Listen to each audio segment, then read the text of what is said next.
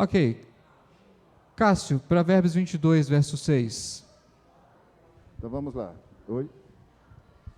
Livro de Provérbios 22, 6. Ensina a criança no caminho em que deve andar, e ainda quando for velho, não se desviará dele. Lê de novo, Cássio, agora com mais força. Ensina a criança no caminho em que deve andar, e ainda quando for velho, não se desviará dele.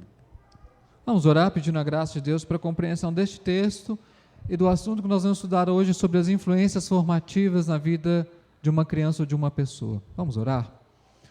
Abençoa-nos, ó Deus, enquanto estudamos e meditamos na Tua Palavra, para que possamos extrair dela não as nossas opiniões, nossos desejos, mas a expressão da Tua vontade para vários aspectos da nossa vida. E nesse contexto em que vivemos, ó Deus, especialmente, possamos compreender de que maneira, ó Deus, a sociedade, a igreja e a família são instâncias, ambientes e lugares em que não apenas as nossas crianças, mas nós como pessoas somos formados e forjados para que, ó Deus, saibamos discernir aquilo que são os aspectos positivos da verdade, da revelação da Tua vontade, mas também aquilo, ó Deus, que temos que evitar e erros que devemos ter cuidado para não confundirmos, ó Deus, como se fossem evangelho e não são evangelho. E é por isso, Deus, que nessa aula o nosso coração e as nossas mentes estejam voltados com toda força para compreendermos a Tua Palavra. É a nossa oração em nome de Cristo Jesus. Amém. Obrigado, Newton. Ei. Algumas questões importantes sobre Provérbios 22, 6. Alguns comentários, eu espero que você não se escandalize. Tem um material sobre isso, quem quiser depois, pode pedir que eu mando.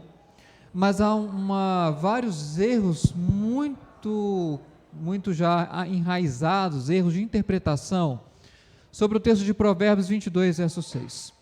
Primeiro erro: se eu ensinar minha criança no caminho do Senhor, ela vai ser uma pessoa crente. Correto? Não é isso que Provérbios 22, 6 diz. Segundo, achar que o livro de Provérbios 22, 6, o livro de Provérbios é um livro de promessa. Então, você fez aquilo, vai dar aquele resultado. O livro de Provérbios não é um livro de promessa. Provérbios, na verdade, são ditos cultos, são como se fossem enunciações rápidas da experiência, da prática de vida. Primeiro é isso. Então, o livro de Provérbios não é um livro de promessa. É um livro que reúne para nós quais são os conselhos práticos da experiência que várias pessoas tiveram em vários assuntos, inclusive na criação de filhos. Primeiro é isso. Segundo, o texto de Provérbios 22, 6 não está falando de salvação. E talvez você já ouviu falar muitas pregações baseadas nessa questão. Que Provérbios 22, 6, quando fala de ensina a criança o caminho que deve andar, está falando de salvação. E não é. Na verdade, ensinar a criança no caminho que deve andar tem a ver mais com uma forma de vida que pode ser uma profissão, princípios de conduta, de comportamento em casa, fora de casa, mas não diz respeito exclusivamente, primariamente à salvação. Mas, pastor, se Provérbios não é uma promessa, então se está dizendo ali que se eu criar meu filho no caminho do Senhor, não quer dizer que ele vai ser crente. E se também não está falando de salvação, do que o texto está falando? O texto, na verdade, está falando que aquilo pela experiência, se você conduzir uma criança em algum tipo de ensino, comportamento, ou atividade, ou ofício, a probabilidade maior é que ela siga aquele caminho. É isso que o texto quer dizer. Quem diz isso sou eu? Não. Tem um artigo, um texto, e também palestras de dois nomes, Valdeci Santos e Mauro Meister. Eles é que expondo esse texto, explicam para nós que há muito equívoco de interpretação sobre o livro de Provérbios.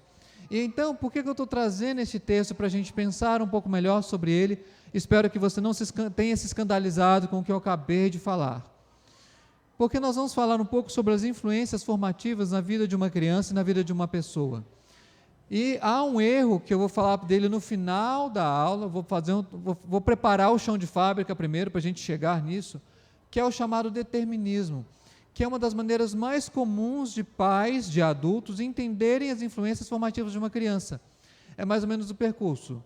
Se eu criar meu filho na igreja, se eu der para ele bons exemplos, se eu for para ele um bom exemplo, significa que ele vai ser uma ótima pessoa. Mas a gente tem vários exemplos na Bíblia de que essa regra não funciona desse jeito. Deixa eu chegar lá que eu vou te explicar melhor, mas vamos fazer uma fundamentação primeiro? Para eu te mostrar como que isso acontece? Primeiro eu quero começar com uma frase do Thread Trip. Diz o seguinte: todas as questões da vida familiar, elas têm um impacto profundo sobre o tipo de pessoa que a criança se torna. Elas têm um impacto, não quer dizer que elas são a única coisa que uma criança precisa ou tem para a sua formação. Então, quando a gente fala de influência formativa, a primeira instância, com certeza, é a família. Esse gráfico é um gráfico que o Ted Tripp traz nesse livro, Pastoreando o Coração da Criança. Para ele, me permita-me aqui discordar um pouquinho dele, tá?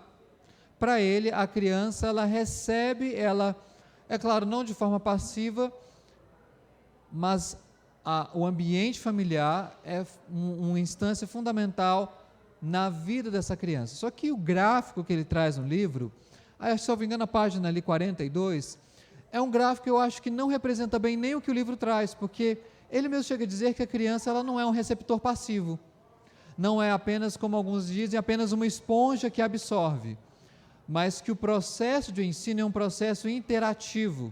E aqui eu vou trazer algumas coisas a mais, vou tentar complexificar e aprofundar esse gráfico que ele traz. Eu sou péssimo de desenho, então não fique preocupado com formas exatas, veja o meu desenho mais como se fosse uma arte abstrata, tá bom? É uma forma que eu espero que você identifique, mas não procure formas geométricas exatas de uma perspectiva romanticista ou renascentista, tá bom? Ok.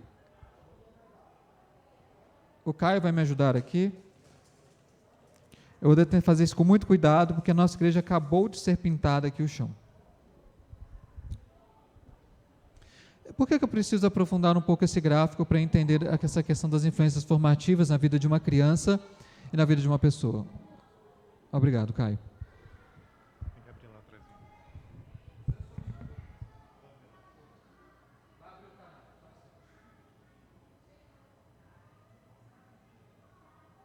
Ok. Finjam que esse aqui é uma criança, tá? É o máximo que eu consigo fazer na minha imensa criatividade. Geralmente, as pessoas colocam a vivência de uma pessoa em círculos concêntricos. Eu concordo com isso. Que a primeira instância que uma criança vive seria a família.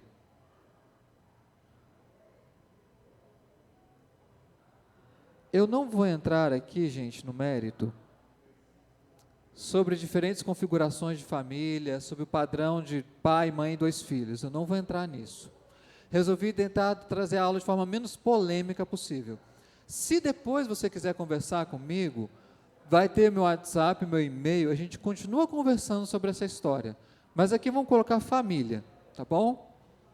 E aí, é claro, acima ou por trás do ambiente, o outro círculo concêntrico, seria a escola.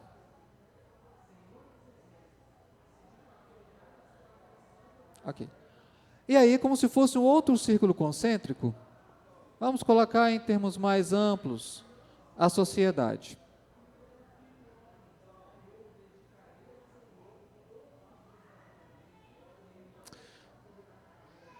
Por que a gente precisa complexificar isso aqui? Porque esses círculos, eles se interagem, né? A nossa família não é um átomo, uma ilha dentro da sociedade, o nosso filho não é uma ilha dentro de uma escola.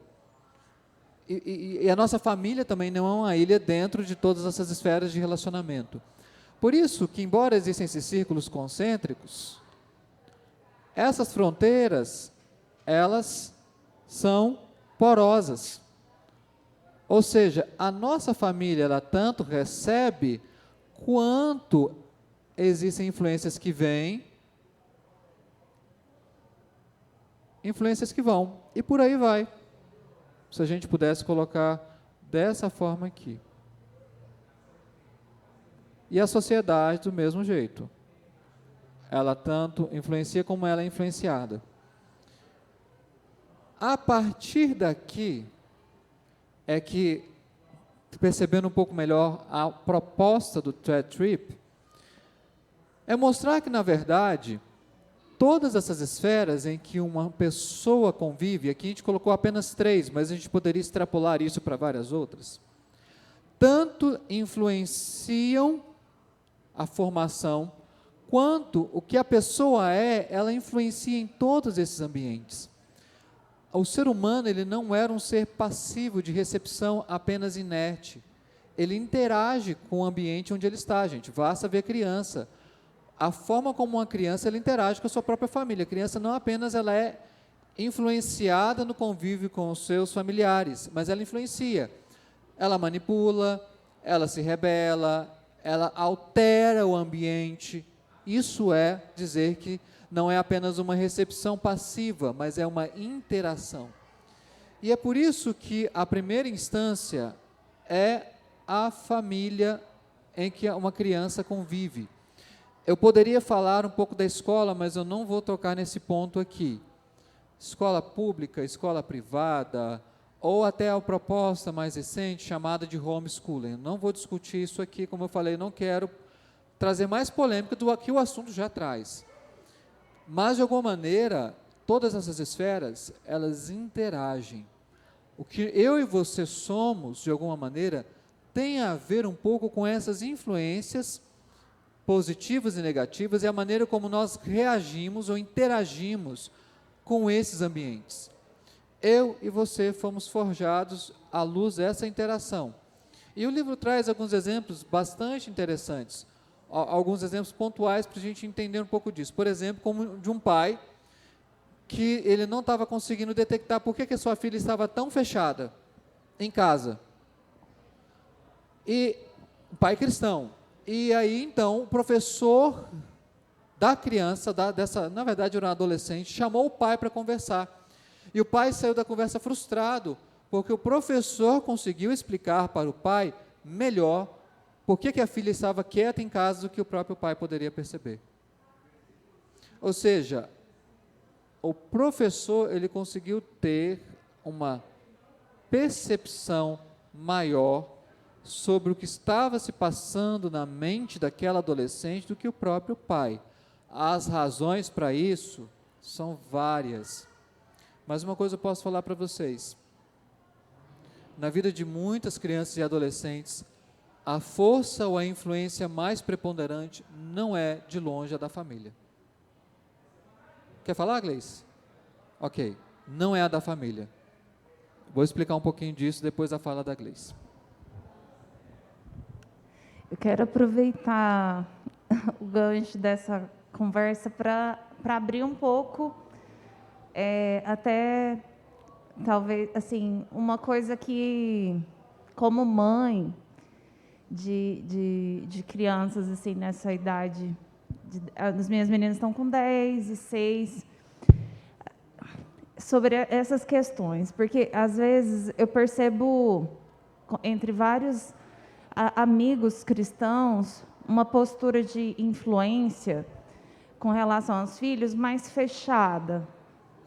Eu vou falar sobre... É muito polêmico, mas eu não vou entrar nessa questão de escola, não. Mas, assim, mais para colocar isso e a gente poder, sei lá, numa conversa individual, ou a gente ir tratando isso como uma família aqui, como um grupo.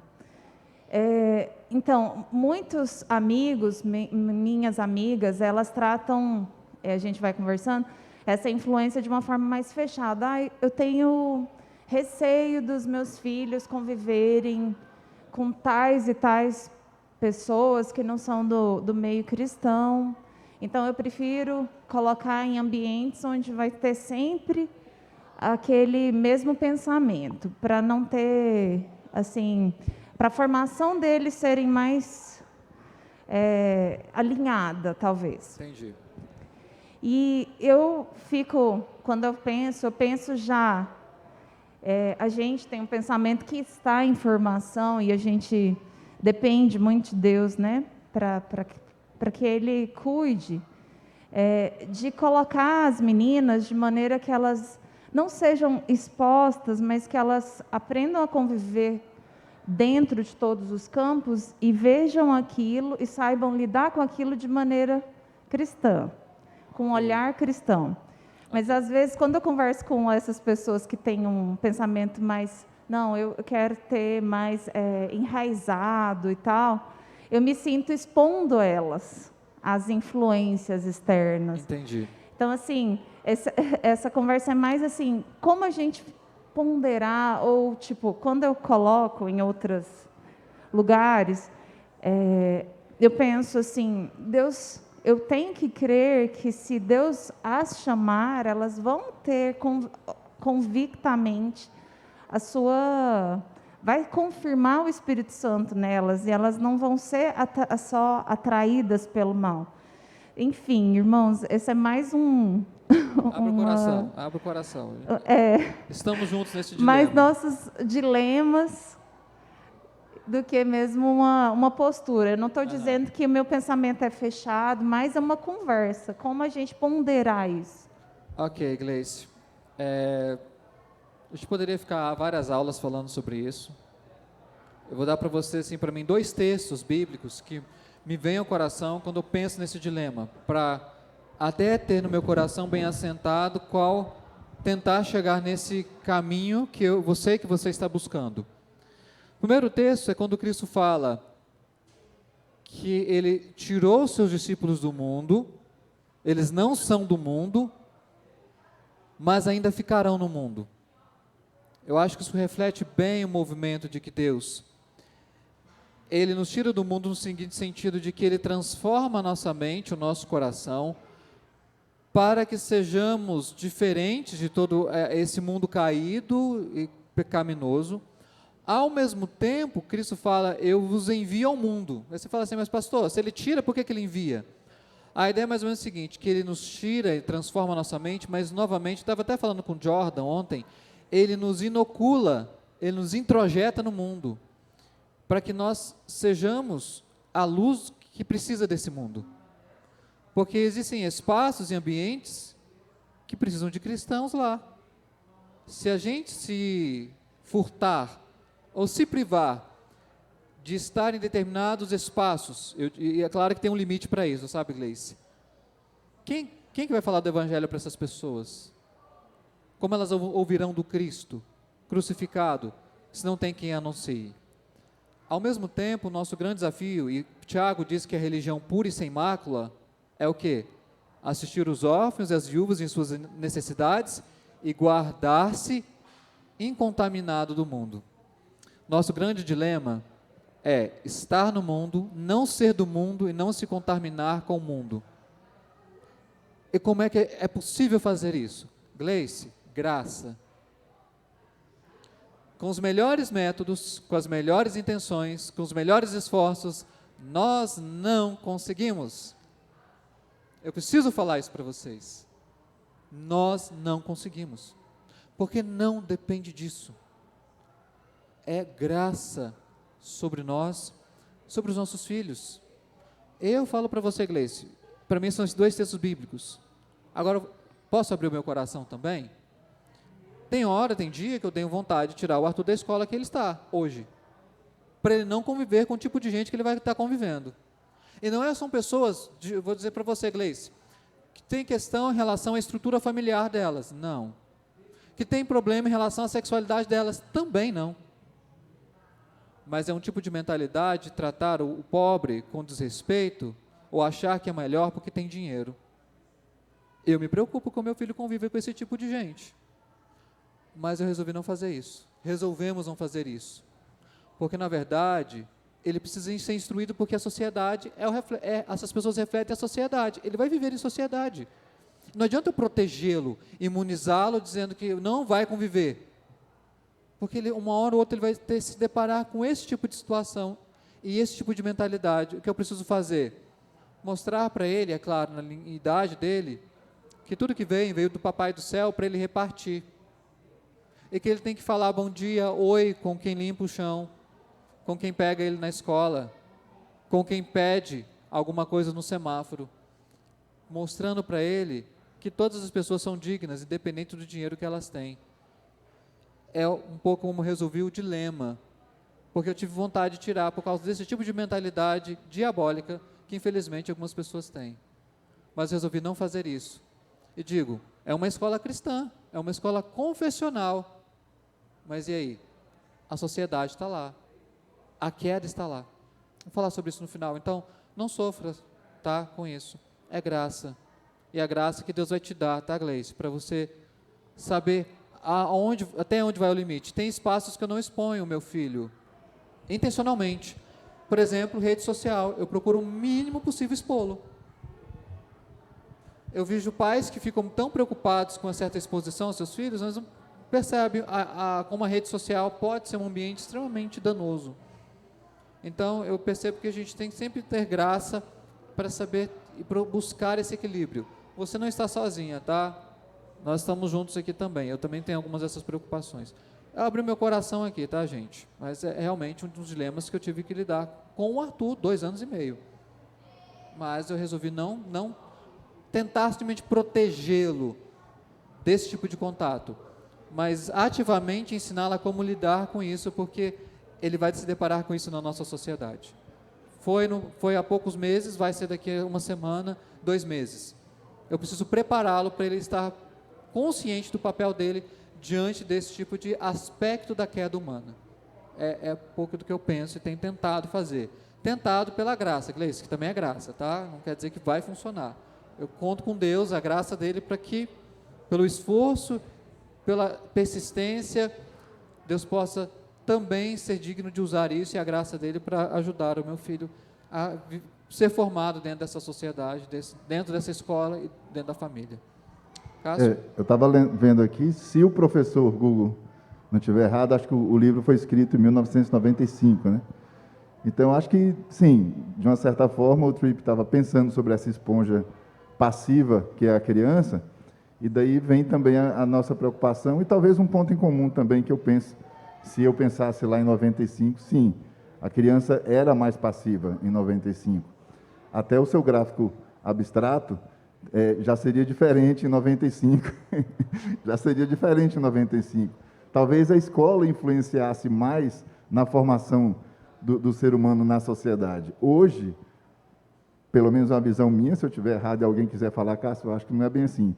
Parece que a sociedade que fala assim, olha, a escola está lá errada, está começando Parece que a sociedade influencia mais no valor da escola. Não nos valores éticos ou valores morais, mas a escola está ouvindo mais a sociedade. E antes não havia muito essa troca. O que estava no livro, estava no livro. E parece que essa escola, a escola fundamental, mas que eu não estou falando da escola já no nível mais avançado, mas a escola fundamental, os professores, a formação, eles estão ouvindo mais a sociedade. E antes não havia muito essa troca. Talvez em 95 não havia essa simbiose aí. E eu acho que hoje sim, a escola ouve a sociedade. Então talvez uma escola hoje de hegemonia de pensamento cristão já começa talvez a não ser, começa a ouvir um pouco mais a sociedade.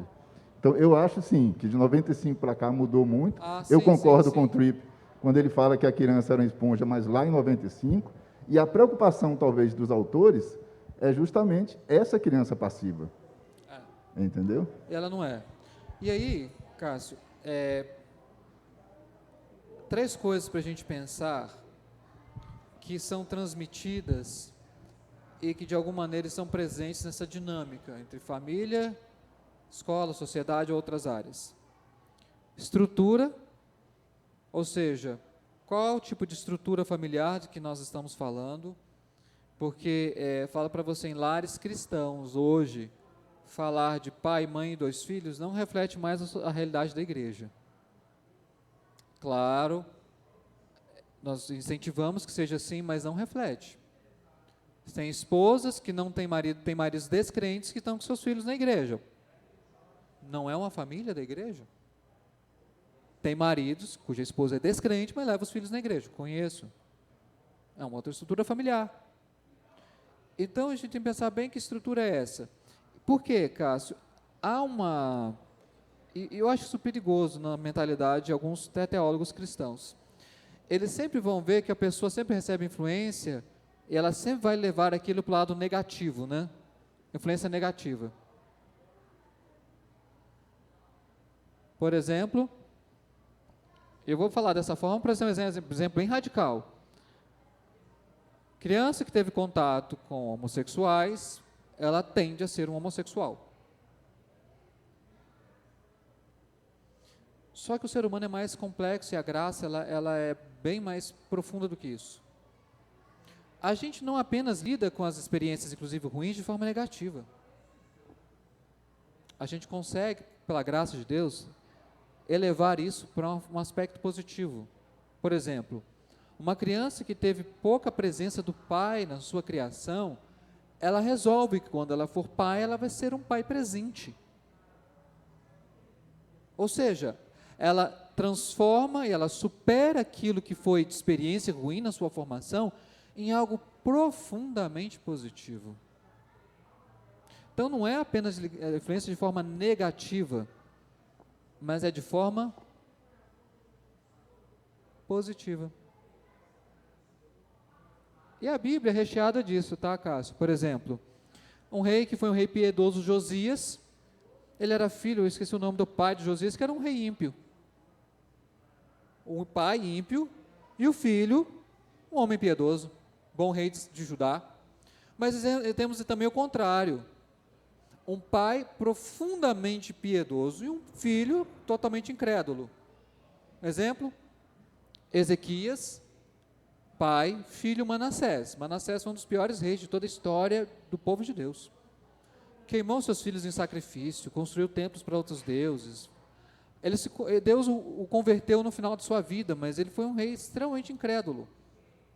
Mas o pai dele foi um homem segundo o coração de Deus, um homem reto de coração.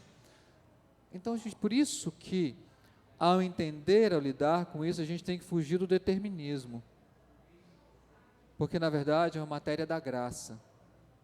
A gente tem métodos, tem esforços, tem questões que nós temos que fazer, mas, ao final de tudo, o resultado não depende só do nosso esforço. Deixa eu caminhar para frente. E aí, uma das coisas fundamentais para pensar nessa influência formativa, e esse ponto eu concordo em número, gênero e grau com Ted Tripp. Qual que é o problema de algumas famílias cristãs? Elas querem transmitir valores que elas entendem que são cristãos e bons para os seus filhos, para as próximas gerações, mas elas não estão transmitindo o conhecimento de Deus. E é totalmente possível alguém transmitir valores cristãos sem que sejam calcados no conhecer a Deus. Por isso, o que ele pergunta é: onde Deus se encaixa na dinâmica familiar? De que maneira a vida familiar é organizada de forma que amar a Deus seja uma das prioridades da família? E aqui eu tenho que concordar com um não cristão, um sociólogo que eu gosto muito, chamado Gessé Souza. Ele tem um livrinho não, um calhamaço chamado Ralé Brasileira. O título é bem instigante. E uma das coisas que ele vai mostrar é que as pessoas não apenas deixam para os seus filhos patrimônio material, bens, mas elas transmitem valores, geração após geração. E ele está falando isso para dizer o seguinte: olha, temos que tomar cuidado em achar que alguém só herda bens, ele herda também concepções, ele herda também formas de vivenciar. E a questão é que muitos cristãos estão exatamente nesse ponto, eles só querem transmitir ou bens ou valores. Mas o que ele está mostrando, Ted Tripp, o problema do coração é o coração que não conhece a Deus. Você pode até transmitir valores cristãos, ou que você reputa como cristãos, para os seus filhos. Mas se você não ensiná-los a conhecerem melhor a Deus, ou se você não trouxer Deus, ou falar de Deus na dinâmica familiar, você ainda está errando na criação deles. Eles podem fazer coisas por valores que são cristãos, sem ter Deus como uma pessoa importante para a vida deles. Você sabe um tipo de sociedade que reflete bem essa realidade? A sociedade europeia. Eles têm uma profunda consciência ambiental, de forma geral, um senso de coletividade, e de respeito ao próximo, ao pacto coletivo, mas eles não estão nem aí para Deus, porque o que foi transmitido para eles foram esses valores, que tem uma raiz lá atrás cristã, mas perdeu a parte fundamental do que é do conhecimento de Deus, em que a maioria das nossas famílias resvalam ou erram o alvo. Estão preocupados com valores, faça ou não faça, mas não chegam ao conhecimento de Deus. E isso aí, essas gerações até podem ser pessoas até boas, mas elas não conhecerão a Deus. Essa é a grande diferença. Vamos prosseguir aqui. E aí, uma das coisas que ele fala dessa vida, ele está falando aqui da família, pensando na família, é resolução de conflitos. E aí o que tem um texto de Provérbios que fala exatamente disso, como é que essa família resolve conflitos? Porque eu estava falando na última aula sobre esse assunto, que por que muitos adolescentes, entre aspas, se rebelam na adolescência? É porque eles tiveram vários conflitos ao longo da sua infância, eles não sabiam expressar ou apontar contradições e agora eles conseguem dar nomes e conceitos para as contradições. Só que os pais, eles não conseguem mais resolver esses conflitos. E aí tem um texto de Provérbios que diz que, na verdade, o caminho dos sensatos, aos seus próprios olhos, parece muito reto, porque ele não ouve conselhos. E diz o seguinte, a ira do insensato, e esse é um contraste que o livro de Provérbios faz. Qual a diferença entre o insensato e o sábio? O insensato, ele sempre vai tentar resolver da sua cabeça. O sábio, ele sempre vai ouvir conselhos. Ele vai primeiro buscar o conhecimento de Deus para então resolver esses conflitos. O insensato não. Ele busca o seu próprio caminho. E aí por isso que o livro de Provérbios diz que uma das formas de resolver o conflito, no final, é ocultar a afronta. O que é ocultar a afronta? Porque existem formas de educar e de ensinar que não são necessariamente o confronto, mas sim a conversa, esperar passar o momento da ira e então tratar alguns assuntos. E a gente peca muito porque a gente não consegue resolver os conflitos dessa forma. E é por isso que ele traz quatro perguntas para nós pensarmos aqui. Eu acho que não vai estar muito boa para você, não está bem legível para você. Mas é o seguinte: primeira pergunta: a família sabe conversar sobre os problemas? Sentar e falar assim, qual é o problema? Dar nomes. O problema às vezes é a busca desenfreada pelo dinheiro, tem que dar o nome. É a inveja, a ira, estupim curto, o sentimento, aquela coisa muito à flor da pele. A família consegue conversar sobre esses problemas? Segunda pergunta: os problemas são resolvidos pelos princípios bíblicos ou pelo autoritarismo? Eu estou falando que é para ser assim, vai ser assim, ponto final. Como é que a família resolve esses problemas? Depois vale você dar uma lida, como é que os problemas foram resolvidos no livro de Gênesis, entre as famílias dos patriarcas, e eram famílias que tinham muitos problemas. Desde inveja dos irmãos, um irmão invejando o outro, favoritismo de pai, favoritismo de mãe, filho que tem relacionamento com a concubina do pai, tem de tudo ali em Gênesis, gente. Pegar ali em Gênesis, o pacote é bem amplo. Como é que isso era resolvido? Porque eu falo para você que a gente tem uma percepção ideal, mas ela não é real, de que problemas têm que ser resolvidos de cara e pronto. Eu até concordo que a gente não pode protelar e procrastinar. Mas existem problemas no livro de Gênesis que demoraram 17 anos para serem resolvidos. 17 anos. Mas foram. Pela graça de Deus, pela providência de Deus. Então, são os princípios bíblicos que normatizam essa resolução, ao nosso autoritarismo. Terceira pergunta: esses membros da família, eles resolvem o problema ou se afastam? Porque como é que eu já vi muitas famílias resolverem o problema? Um não conversa com o outro, deixa o tempo passar, depois volta a conversar, sem tocar no assunto. Você já viu isso em família? Tem lá, sei lá, no Natal, teve uma discussão, brigaram lá, excluíram, silenciou no Instagram, bloqueou do WhatsApp e tal. Passou um mês, estava todo mundo em paz, como se tivesse nada acontecido, e volta a conversar. Fulano saiu do grupo, né? Típico. Não, gente, esse grupo de família é... Toda a família, né? Todas as nossas famílias. Mas a questão é, resolve? Não. Porque precisa sentar e falar qual é o problema. E as pessoas às vezes resolvem se afastar e voltam sem resolver a questão. E outra coisa, os membros da família usam linguagem não verbal? Não é só a fala, a verbalização, com um abraço, com um gesto, lavando a vasilha, arrumando a casa, comprando um buquê de rosa, sei lá, ou outra coisa, uma viagem, enfim, linguagem não verbal, aquilo que não precisa ser verbalizado, mas faz profunda diferença. Eu conheci um caso de uma mãe e uma filha que tinha uma situação muito séria para resolverem. A filha era muito magoada e tinha uma amargura muito grande com a mãe, porque a mãe só a criticava. A mãe era divorciada do pai dessa moça, e a moça era solteira, e ela ficou solteira e resolveu cuidar da mãe.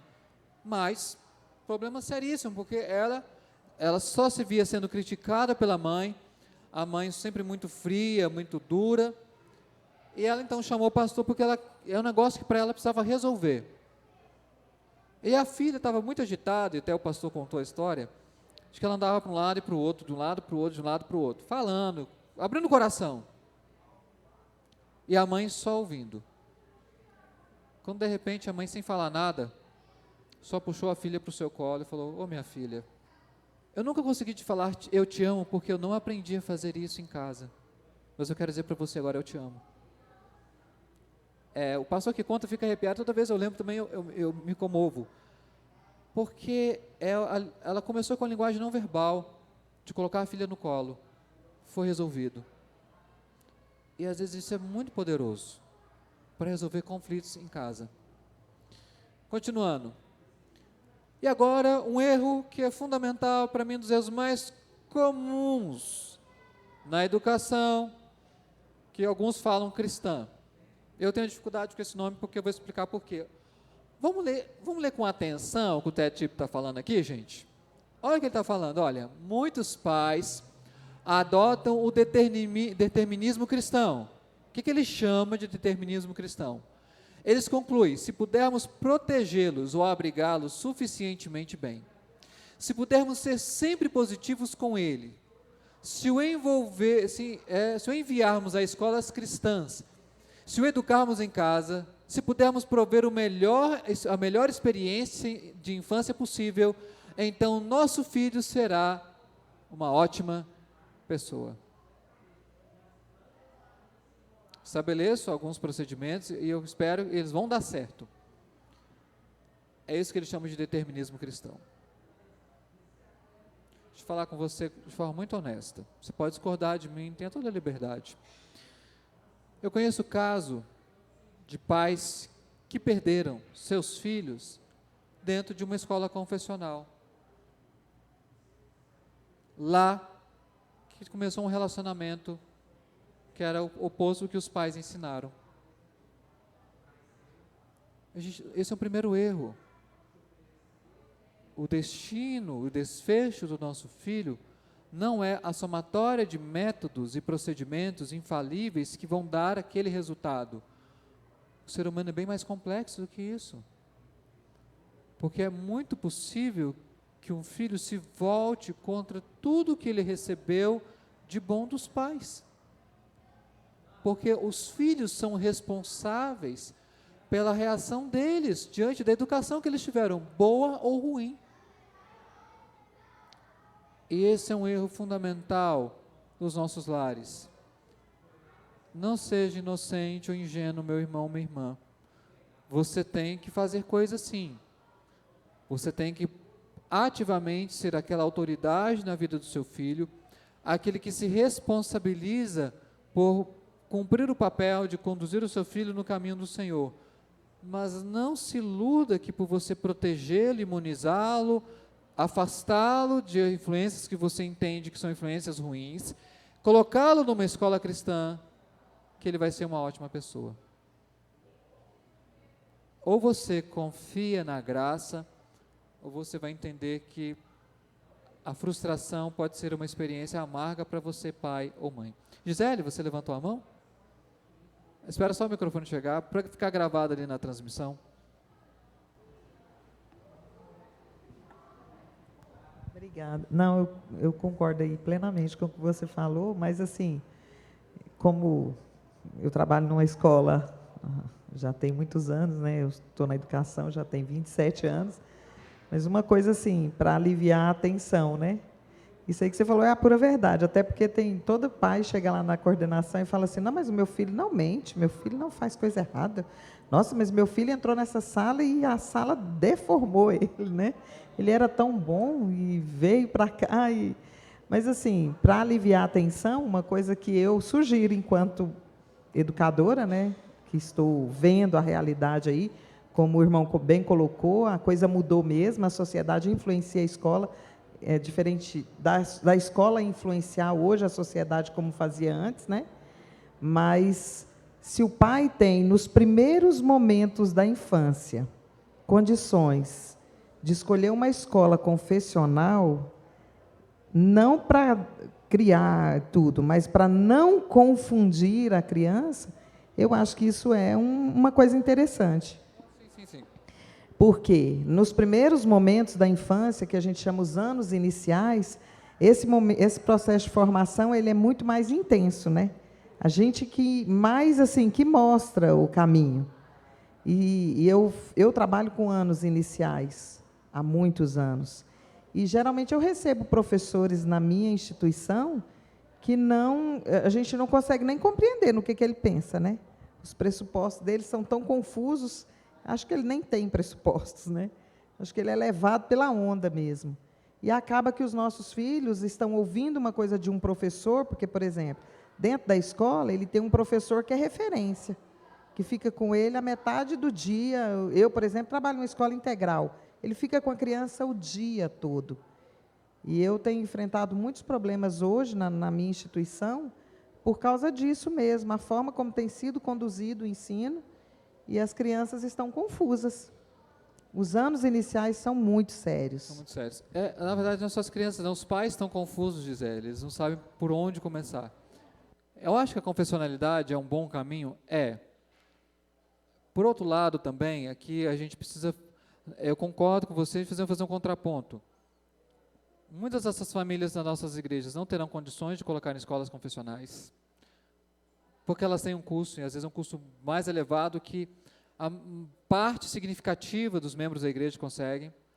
Tem a questão da mobilidade urbana, porque você mora numa região da cidade, para levar uma escola confessional é muito distante. Por isso que, para mim, além de ter essas alternativas, eu acho que o papel é a afinidade e a convivência e o estar junto dos pais com as crianças, para ouvir o coração dessas crianças, o que elas têm recebido e trabalhar isso. Porque se ele estiver na escola confessional, ótimo, mas se não estiver, é importante que o pai acompanhe, que ele saiba quem são os professores. Falando em termos de escola, qual que é o projeto político-pedagógico da escola? Pedir para ler. Qual que é a proposta que está sendo colocada ali? E ativamente colocar, olha, eu não concordo com esse item do projeto político-pedagógico. Eu, como pai, estou falando que eu não concordo. Significa tirar o filho, mas dizer que ele está se manifestando e protestando que aquele princípio ele não entende como correto, bom, para a formação do seu filho. Eu acho que por isso que a gente tem que trabalhar primeiro o chão de fábrica e essa afinidade. E, Gisele, eu concordo com você. As crianças estão confusas e os pais também. Porque os pais, como o artigo começa o livro falando, eles perderam as ferramentas, os recursos para cuidar dos seus filhos.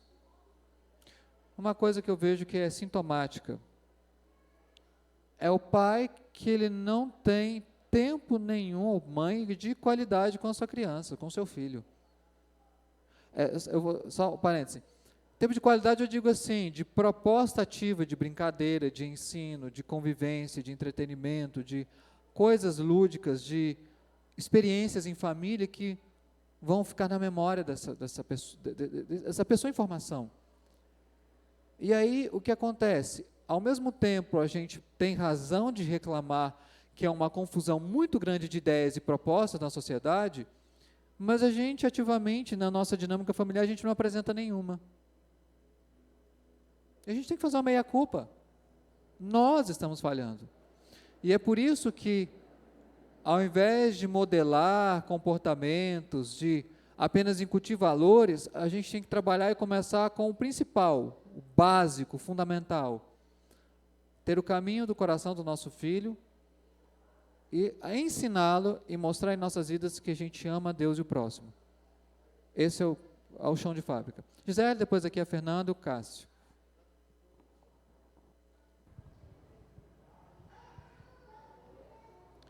Aqui? Não, só achei interessante você falar. E atrás do projeto político-pedagógico da escola, eu tenho 27 anos que eu estou em sala de aula, né? Ou, paralelamente, na coordenação. Nunca, né? Ninguém me procurou para conhecer o projeto político-pedagógico da nossa instituição. E isso que você falou é a pura verdade. Por isso que eu disse, é um alívio, assim, é uma atenção para poder, porque realmente os pais não têm mais tempo para os filhos. Sim. A gente tem chegado a uma conclusão que nós somos os pais das crianças que chegam para nós. E de todos os credos, né? Não estou dizendo aí, mas eu, por exemplo, trabalho numa instituição que tem 380 alunos. Eu coordeno essa instituição. E eu não conheço. Para não dizer que eu não conheço, tem uma mãe que eu sei qual é o credo dela e o que ela pensa do filho dela, mas o restante deixam lá e nós é que temos que resolver os problemas. Por isso que eu falei, é só para aliviar a tensão do pai, né? Sim. Fernanda, depois o Cássio. Fernanda. Aqui, ó, na frente. Nós temos mais de uma em nossa igreja, tá bom? Tínhamos 3, agora temos 2. Fernanda, à vontade. Eu espero não fugir do tema, mas acho que não. Acho que quando penso muito assim de influência, eu vejo muito, de uma forma extremamente simplória, tirando, né, muito floreio, eu penso muito na presença e ausência. Eu vejo muito, quando eu penso, até interessante se alguém tiver curiosidade de saber como começou o movimento hippie, algo assim bem simplório mesmo. A gente vê muito isso de presença e ausência. Aquilo que os pais, quando eu falo de presença e ausência, simplificando, aquilo que falta na vida do filho vai ser preenchido, que falta em casa, possivelmente será preenchido pelo que vem de fora, da sociedade, da escola, tal. E o contrário, aquilo que a criança está cheia em casa, ela não vai ter tanta necessidade de se preencher do de fora. Assim, pensando, como eu disse, de uma maneira bem simplória, mas eu vejo isso muito. Até questão, no meu convívio do que eu trabalho, eu vejo muito isso, né, da influência, a pessoa adulta, e a gente consegue ver como foi a infância daquele adulto. Então, assim, do que ela esteve vazia e do que ela esteve cheia, e do que ela está cheia foi preenchido por algo que não estava na família. Eu vejo muito isso. Então, acho que nós, como pais, a gente tem que tomar muito cuidado no olhar para o filho, que é o tema, o filho, a gente pensar onde estou ausente. Porque o ausente nem sempre é o sentar para brincar, que eu acho que é extremamente importante, o tempo de qualidade.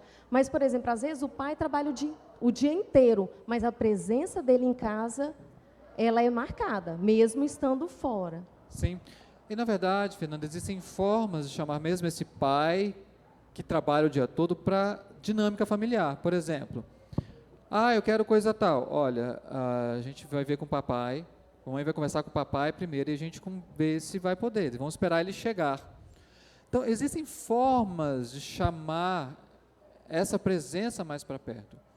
O meu grande questionamento é porque, de alguma maneira, uma autoridade que é algo intrínseco à paternidade, à maternidade, não está sendo exercida e a criança vai buscar essa autoridade em outras pessoas, em outros lugares, que podem ser autoridades boas, não estou dizendo que são ruins, porque eu vejo que dirigir-se a um professor e falar para a criança que o professor é uma autoridade sobre a vida dele, é uma coisa importante, porque quando você reforça a outra autoridade, você reforça a sua própria autoridade. Agora, por outro lado, se ele tem falta de referencial, ele vai transferir isso. E isso pode ser muito prejudicial. Então, por isso que a gente começa com esse básico, fundamental. E essa autoridade a gente não pode abrir mão. Ela é nossa. A gente não precisa pedir licença. Ela já é dada por Deus. A forma é como exercer essa autoridade. E eu acho muito interessante quando pais, e eu já conheci pessoas de relato assim, eles conseguem detectar a mudança do filho assim, porque eles conhecem o filho, eles convivem, passam tempo, então eles percebem que se de repente o filho não quer conviver com aquele determinado grupo de amigos, alguma coisa aconteceu. Se está mais calado, se está mais falante, algum outro tipo de coisa que mostra que há alguma coisa no coração que precisa ser tratada. Mas tudo isso passa por esse envolvimento. Eu entendo que a realidade hoje de trabalhos e profissões, e com a pandemia, alguns realmente têm que viajar muito, agora voltar a viajar. Mas existem formas de chamar para perto, para mostrar que aquela autoridade presente, mesmo que fisicamente a pessoa passe o dia inteiro fora. Ou a semana inteira fora, Fernanda. Também temos casos assim. Você trabalha a semana inteira fora. Quando volta, mas é possível chamar aquela autoridade. Isso, exatamente. É fácil? Não. Mas é possível. É possível. Parece que alguém mais tinha levantado a mão? Ou não? Então, para algumas, eu não sei que horas são, as crianças não adentraram aqui ainda. Então, para o Ted Tripp, um grande risco, perigo para a educação cristã, determinismo. Meu irmão, minha irmã, deixa eu te falar uma coisa assim com muita sinceridade. Você pode se esforçar ao máximo, usar todas as boas intenções, mas entenda que o seu filho só será alguém regenerado pela graça. Se você confiar nos seus métodos, nas suas intenções, você vai falhar. Você tem que fazer tudo o que é necessário, que estiver ao seu alcance, mas entenda, o que transforma o coração do ser humano é o poder da palavra da graça. E se você não for um instrumento de Deus para isso, é aí que você está pecando mais. Mas fuja desse determinismo, porque isso já trouxe muita culpa para pais cristãos com filhos desviados. O que um pai queria falar que o problema era da mãe, a mãe acusava o pai, que o pai que era o culpado, sem entender que, na verdade, os nossos filhos, eles são responsáveis pela forma como eles reagem à criação que eles tiveram. Um filho não pode falar, porque eu tive um pai ausente, eu sou assim. Sim, você teve um pai ausente, mas você é assim porque você deu vazão a esse pecado no seu coração. Entendo que a ausência do pai teve profundo impacto na sua formação, mas você é responsável pela forma como você lida com isso. Então, para a gente entender que a gente, ao mesmo tempo, tem que lidar com mais leveza, sabe? A gente faz o que está ao nosso alcance, mas o desfecho é o desfecho da graça. Por isso, concluindo rapidamente algumas coisas. Quais têm sido as influências formativas na vida do seu filho? Conheço várias crianças. Qual a influência formativa na vida das crianças? É a babá. Sério, é a babá. A linguagem da criança. Eu vou para a brinquedoteca, gente. Quase todo dia com o Arthur. A criança chama a babá de mãe. Ela chama, e para ela é. Porque na cabecinha dela, está cuidando, está passando tempo comigo, me dá comida, me dá banho, me troca, me dá carinho, é minha mãe. Aí a criança passa a falar a mesma linguagem, passa a parecer mais com as cuidadoras do que com os próprios pais. Por que pareça? Qual tem sido a influência formativa na vida do seu filho? Não pode ser o Xbox, não pode ser a rede social, não pode ser o celular. Tem que ser a graça de Deus instrumentalizada por meio de você. Segunda questão. O que os seus filhos identificam como valores da família?